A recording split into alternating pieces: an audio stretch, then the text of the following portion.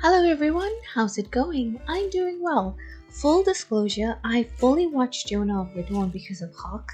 I've seen images of him and wanted to know what his story is all about.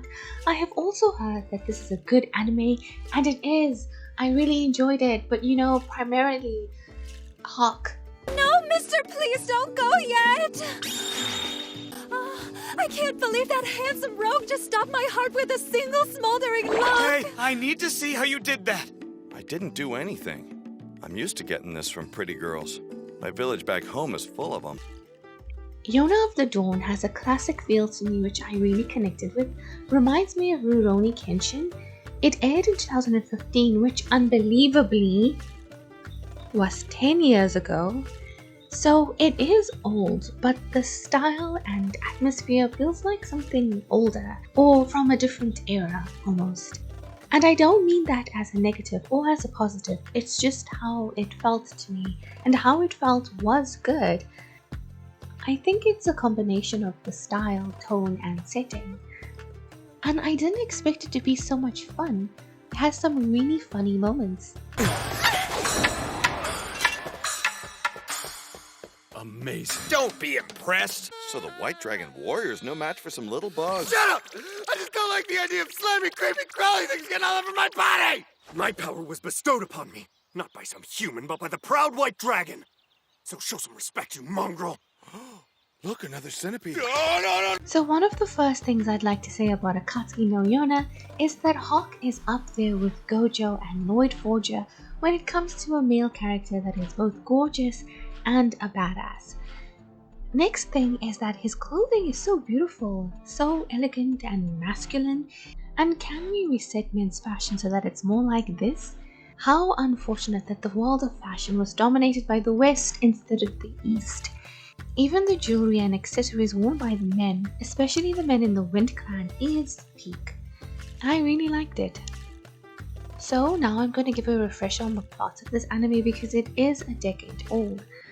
We begin with Princess Yona, who is actually quite annoying right in the beginning. Kinda made me want to stop watching. I found it quite grating, but I just focused on Hawk and I was able to push through. Yona is in love with her cousin. Her first cousin.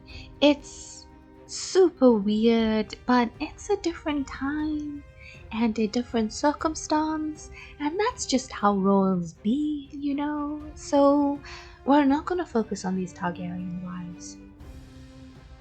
She's so bewitched by him that she's oblivious to the total smoke show that her personal bodyguard is.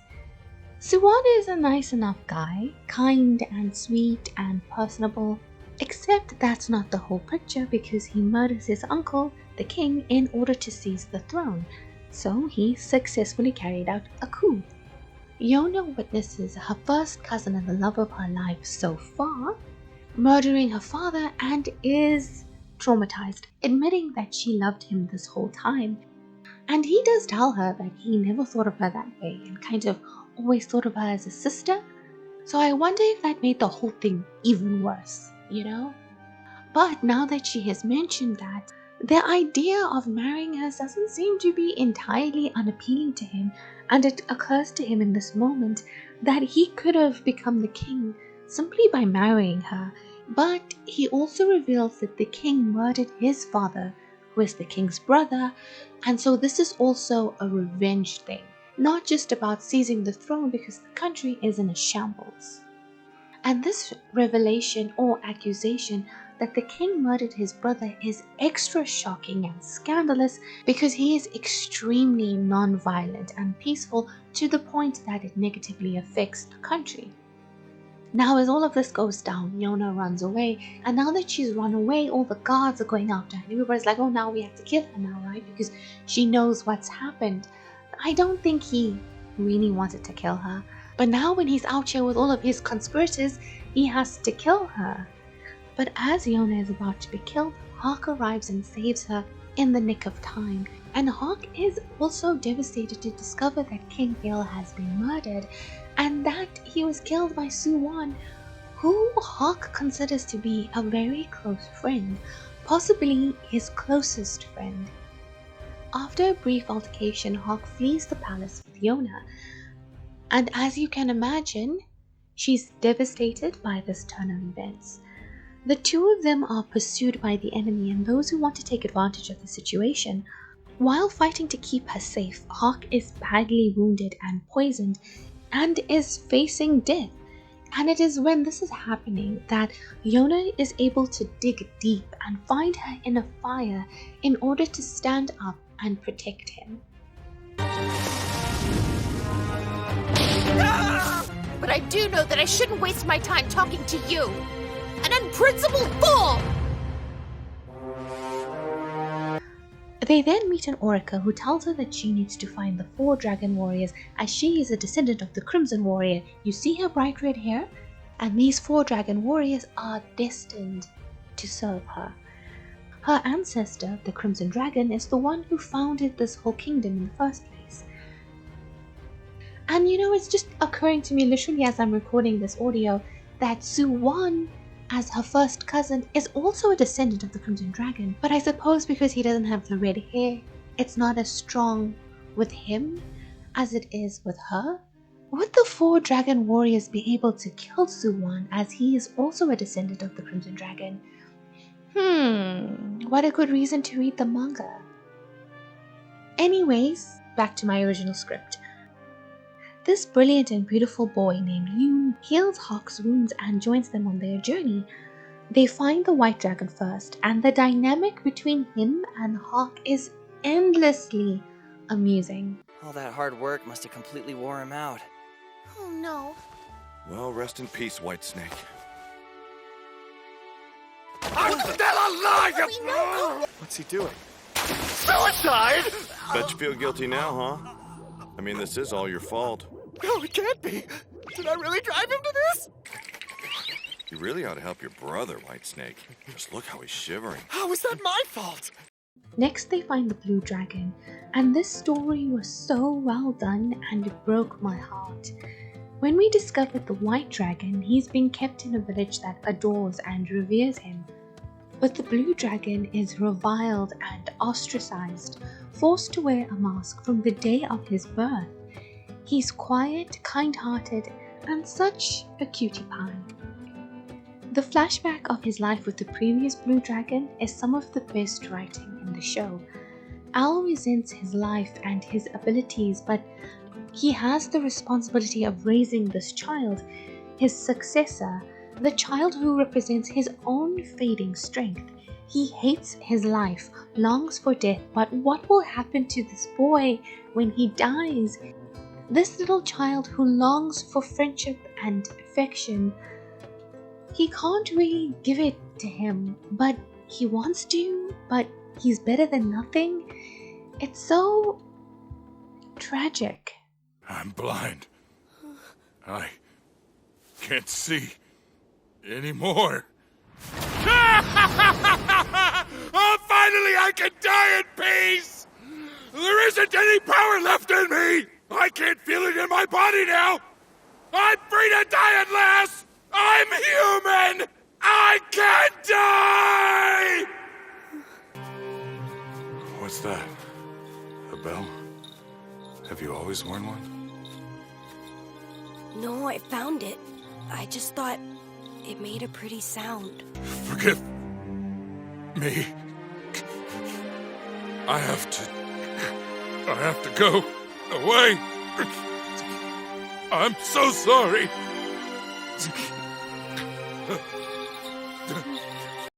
Early on in the series, we see the close relationship between Hawk, Soo-Won, and Yona. They grew up together and always envisioned their lives intertwined as they aged. Hawk says a few times that he always thought that Soo-Won and Yona would get married and he would be like the protector of the realm. But low-key, to me, they kinda gave and they all end up together vibes. Like, the 3 of them will end up in a relationship because they all love and admire each other so much, in all directions. But Soo-Won ruins that by murdering the king and deeply wounding both Yona and Hawk, and then trying to kill them. But he doesn't truly want them dead. He did not want Yona to see him in the king, and it's obvious that he misses them and that he mourns them. I'm sure in his head he imagined that even after he did this whole coup, there would be a way for the three of them to remain close. They were his true friends. Soo-Won is a great antagonist in my opinion. Assassinating his uncle was definitely bad, and he probably could have overthrown him without murder because King Il didn't have a son and because he was a bad king. All the generals aside from Hawk seemed to disapprove of the way he led the nation. And I think even Hawk saw the bad sides of all of this non-violence. It's much more interesting that King Il is not this beloved perfect figure, that he was a bad king because the nation is in bad shape and he is to blame because he is the king. So it is right that a new king takes over, but Soo-Won did evil to do good, so is that bad or is that good? I do wonder if as the story progresses we find out that King Il was not aware of how bad things were in his nation, which would make him a fool, because he comes across as such a nice guy in the beginning. But we even see Soo-Won discover fake accounting books that cover the severity of the kingdom's economic issues, implying that the king kept 2 books. But was it the king or was it someone else? Who knows? Well, I'm sure people know, but if you know, don't tell me, I'll read the manga. Throughout the series, we see the devastating effects of King Il's rule, how much the people have suffered and lost. Yona struggles with it, with accepting that he did a shit job and lied to her, and she feels obligated to fix what he did wrong. And Soo-Won genuinely has a better approach to leadership. He is, from what we have seen so far, a good king that replaced a bad one. This one guy that's his right-hand man reminded me of Isao Orihara from Durarara, so I was immediately suspicious of him. And I am still suspicious of him, even though he hasn't really done anything bad aside from the whole murdering the king thing with Soo-Won. But I've got my eyes on him. We see 2 episodes of King Soo-Won visiting the Earth Kingdom, and at first I was kind of annoyed because we're supposed to be finding the Green Dragon Warrior, but I think showing Soo-Won's good leadership is great story building and setting up good stakes for the story. He is undoing some of the damage the previous king did and setting up his people to prosper economically in ways that didn't actually require any violence. And many average citizens are excited for a new king because the previous one was so shit and did very little for their lives. So I kinda support the reign of King Soo-Won. Doesn't seem to be bad to me. Kinda don't think he would have actually killed Yona and Hawk if he managed to catch them. Well, unless he absolutely had to. And while we do see Yona grow, she gets stronger and directly interacts with the people, learning about them and what they require. Would she be a better leader than Soo-Won?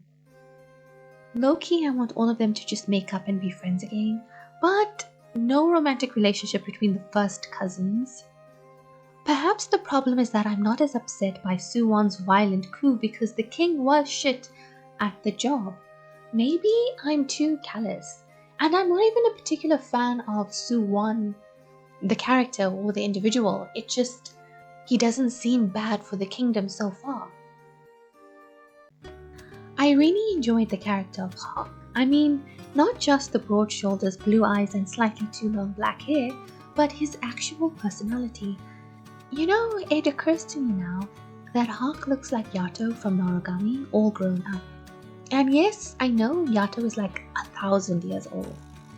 Hawk the Lightning Beast is a skilled fighter with incredible strength, so much so that he can keep up with and even exceed the Dragon Warriors, who have dragon limbs.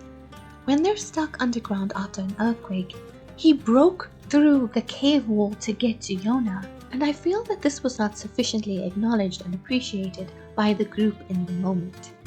He's a bit too bold with Yona sometimes, but I can grant him some leniency because he's young and they've been friends since childhood, and so they are very familiar with each other.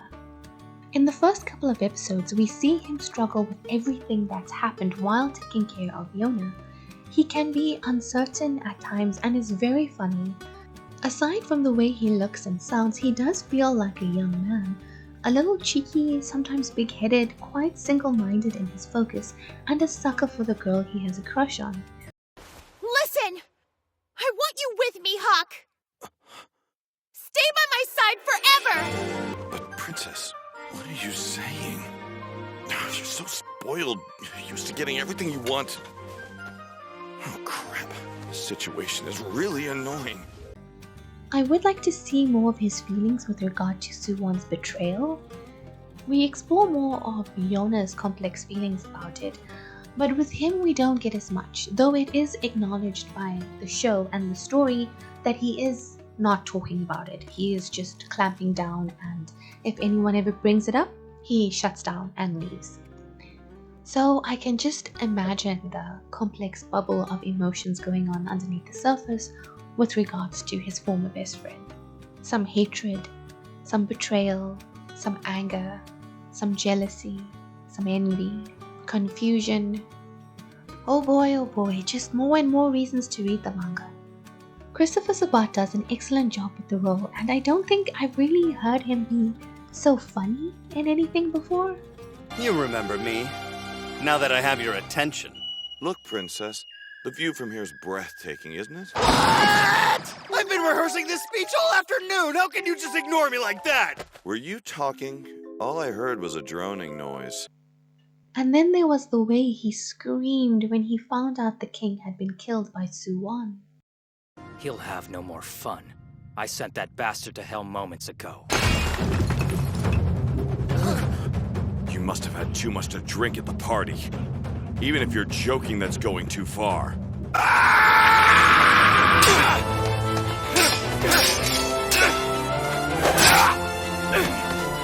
And the yearning, guys, it's so obvious to us that he has feelings for her, and there are some downright romantic moments between them. He wants her, but they've been friends for so long, and she wanted to marry Soo-Won. She's gone through an extremely difficult time, and so has he. He gave up his position in the Wind Clan to keep her safe. If only they could find some comfort in each other's arms, in an age-appropriate manner, of course. As the series progresses, it appears her feelings for him shift and deepen, but it's scary and she doesn't know how to handle all these things, and she sees Soo-Won again and it's all complicated, and she still hasn't thrown away that hair clip, and he's so important to her, and oh my god, teenage love and relationships. Careful, Princess!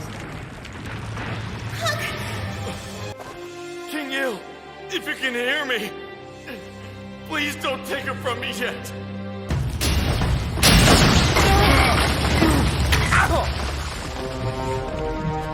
Princess!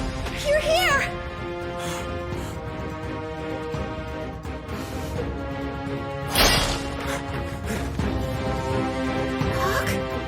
Oh, it looks like the sun has come out. Hey, Princess.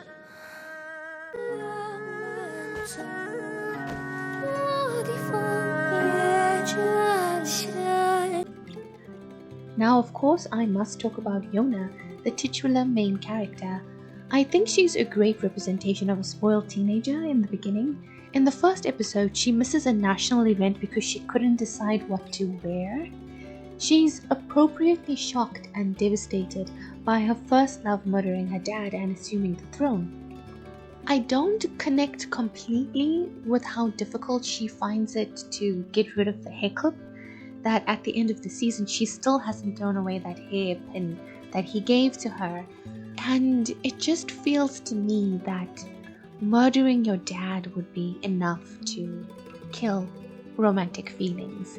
But it could be deeper than just romantic feelings. It's like he's someone that she's known her whole life and has offered her great comfort.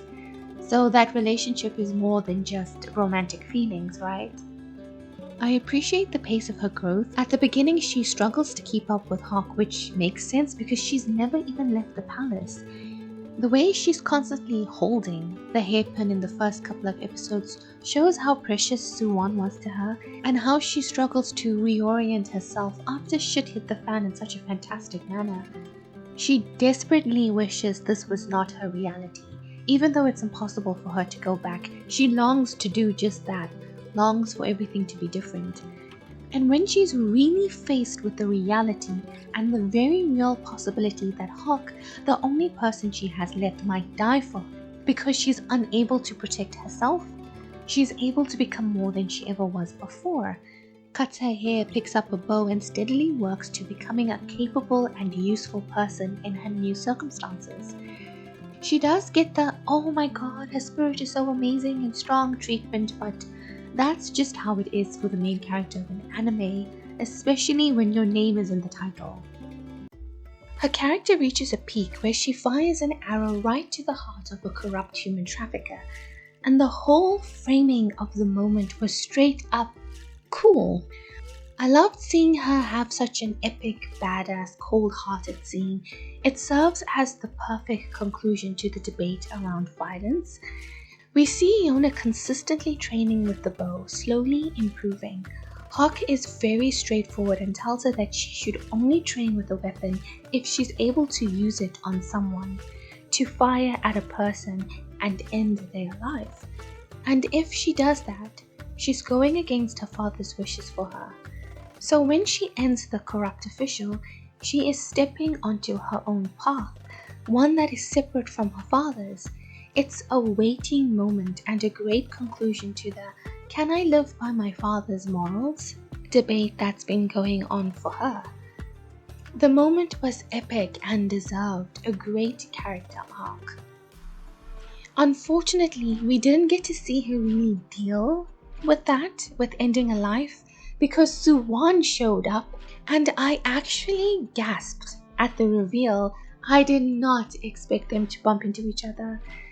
I do support the good he's done in the kingdom, and he was there to take care of the corrupt guy that they just took care of, but I did want her to stab him at least a little, slap him across the face, punch him in the stomach, something. And the way that he treated her and hid her away from the other guys, it's even more confusing for her. Sometimes I get a bit of a reverse harem vibe from the show, and I mean, I'm not mad at it, but she's just a teenager. Especially after this clip. I can't get over this desire to protect my master. Is it because of the dragon's blood? I feel the need to care for her. She is strong, but there's a vulnerability she's hiding, and it stirs something within me. I was like, oh, is the threesome back on, but just a different combination? But I don't know. All the dragons seem to have a very strong reaction to seeing her. Okay, so now I have a series of observation and comments, and I don't know how to make it all flow, so I'm just going to state them outright. So I recently watched Mononoke and the Apothecary Diaries, so right in the beginning when they said that King Il had no other children because his wife died, I was like, and what of the concubines? Where is his Oku? Is his inner palace barren? Does he not realize that all the women in the kingdom are his to take? I am of course teasing. Perhaps this is the difference between a king and an emperor. When they find the white dragon in a village where everyone has white hair and kinda looks similar, I was thinking to myself, is this an incest village? My notes say episode 11, Incest Village. When these bandits surround our group in the forest, the white dragon whips out his dragon arm, and can you imagine not immediately running away after seeing a guy with a dragon arm? In episode 7, when they're recounting the whole legend of the Crimson Dragon, when the dragons speak to the warriors, it reminded me of Zordon from Power Rangers. Anybody remember Zordon? Crimson Dragon, we have come to save you. Destroy these faithless humans, for they have no love, and return with us to heaven. Not quite, Trini. Alpha managed to save enough of your old Zords to create the new Zords. Unfortunately, it seems unlikely we will ever have a season 2, so I am going to read the manga because I want to know what happens next. What's the deal with the yellow dragon? What is this big plan of Soo-Won's? Does Jiha actually have feelings for Yona, or is he just a flirt? And how exactly is the relationship between Yona and Hawk going to develop? When will they finally kiss? I did promise a friend I'd read The Way of Kings by Brandon Sanderson, so after that I'm fully in Yona of the Dawn, so no spoilers please if you've read the manga. And that's going to be it for me. I hope you enjoyed this video. I enjoyed making it. Like and subscribe to the channel, comment if you'd like to say hi. Have a great day, have a great week. See you in the next one. I'm Kayla. Bye.